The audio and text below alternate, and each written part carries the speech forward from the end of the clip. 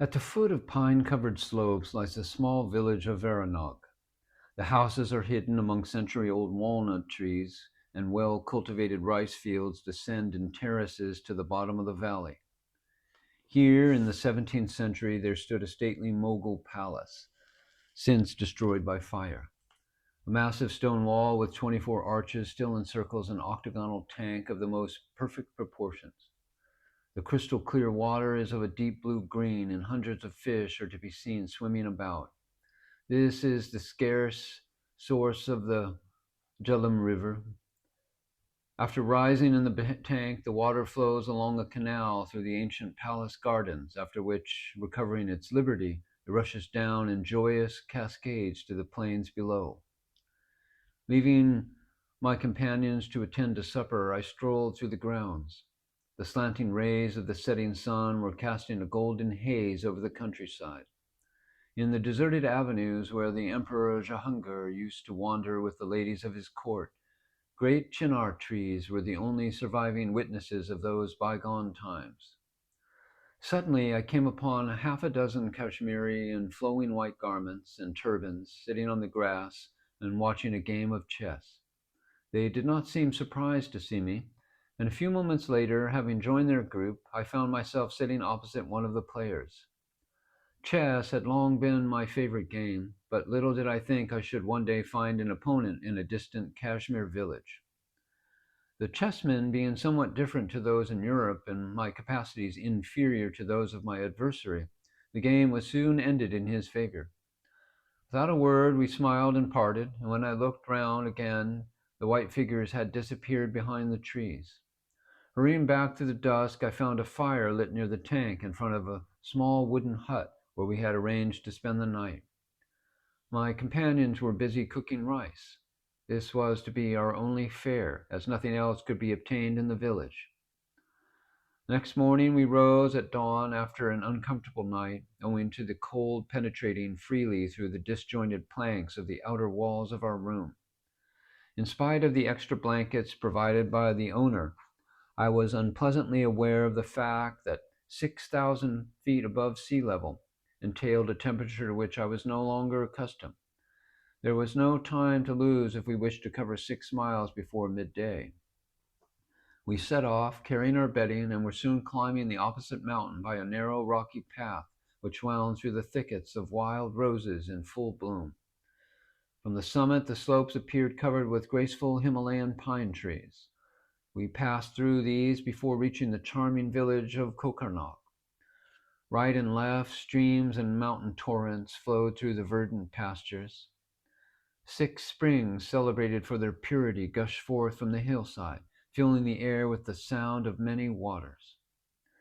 The very idea of poverty seemed absurd in a place so abundantly blessed by nature, and it was therefore almost incredible when my companions returned from the village with only a handful of walnuts and a glass of milk, and the news that only rice would be available presently.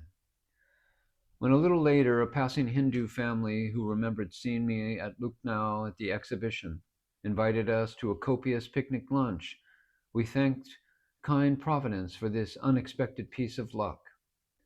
Furthermore, they happened to be going by car to Archibald, where we were to meet the rest of our party the same evening, and only a few hours elapsed before we reached our destination. On the 2 successive nights which we passed in Archibald, we were put up in a single room used for storing blankets. Piles of these latter reached from the floor to ceiling and served as convenient rugs and carpets on which to spread our bedding.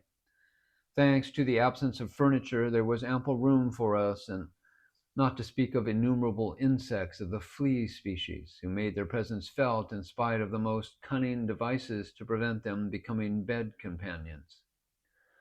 However unpleasant this might be, I considered it a small price to pay for all I was able to see. Let the listener imagine 30,000 peasants assembled in the limited area of a village. They had come from all parts of Kashmir, leaving their remote Himalayan homes to attend this annual fair.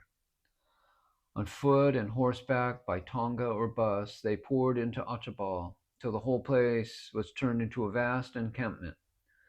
The fair was held under magnificent chinar trees, which formed a shady park of exceptional beauty, offering an ideal place for so great a gathering.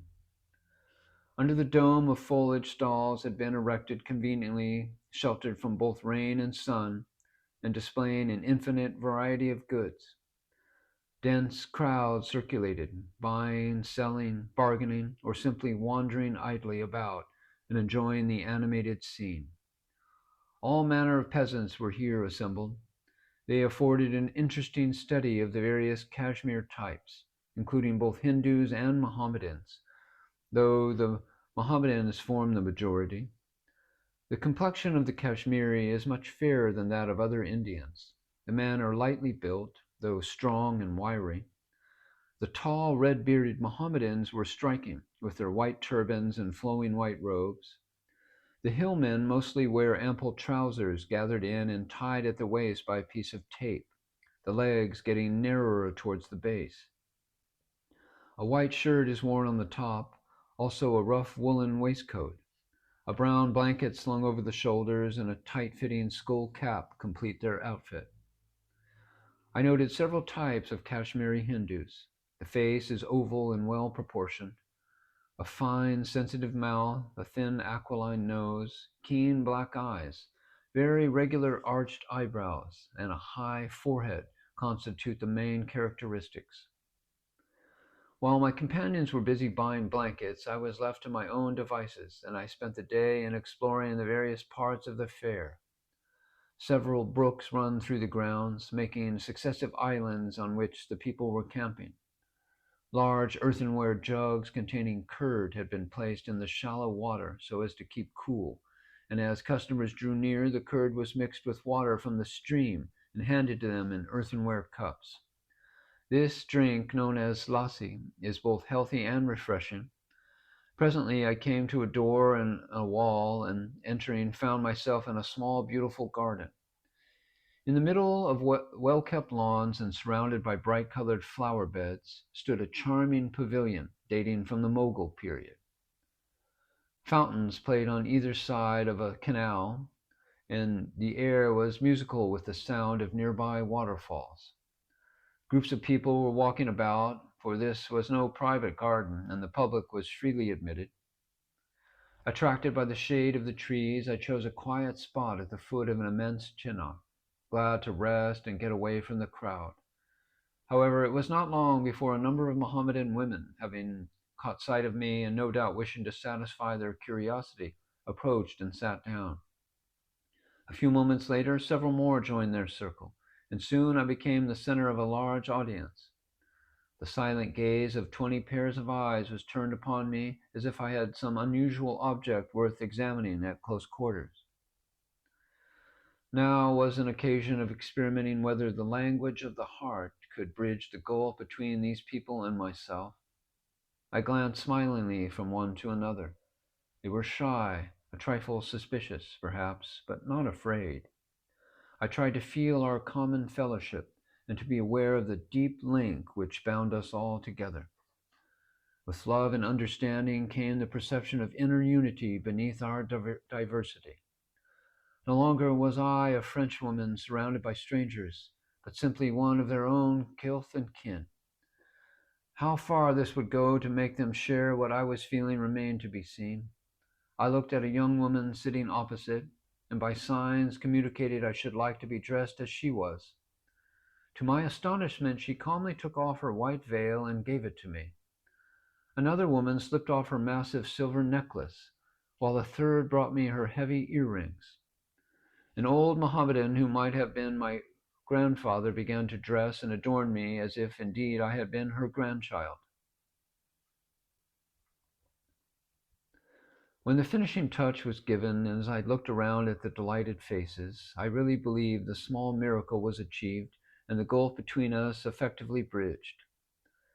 As I wandered back in search of my companions, fate brought me in touch with a religious man whose friendship was to have a profound influence on my life during the coming months.